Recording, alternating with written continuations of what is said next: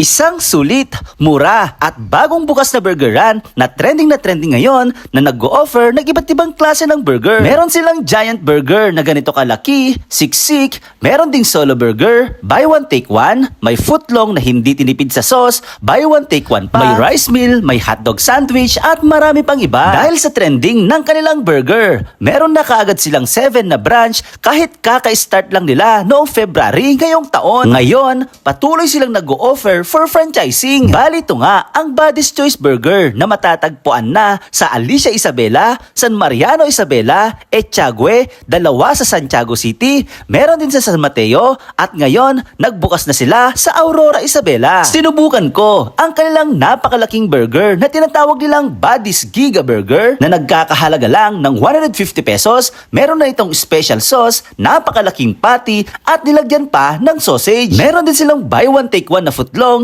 na nagkakahalaga lang ng 80 pesos, ganito kalaki at hindi tinipid sa sauce. Buy one take one na choice burger, 40 pesos, hotdog sandwich, 40 pesos. Sinubukan din namin ang kanilang Buddy's Burger Steak for only 48 pesos. Meron din silang fries for only 34 pesos. At ang isa sa pinakasulit na natikman ko, ang kanilang quarter pounder with bacon, cheese, burger patty, pineapple, veggies na nagkakahalaga lang ng 95 pesos. Meron din silang cheaper version nito na 65 pesos lang na with bacon or with cheese or with fries. At meron pa silang Hungarian sausage. Sa kanilang pagbubukas sa bagong branch sa Aurora, meron silang piso burger para sa first 50 customer, free soft drinks sa mga bumili ng Buddy's Choice at iba pa, at nagpaligsahan pa sila sa paunahan ng pagkain ng dalawang giant burger. Sa mga gustong mag-franchise, panoorin nyo ang video na ito. Hello mga kabadis, we are open for franchising.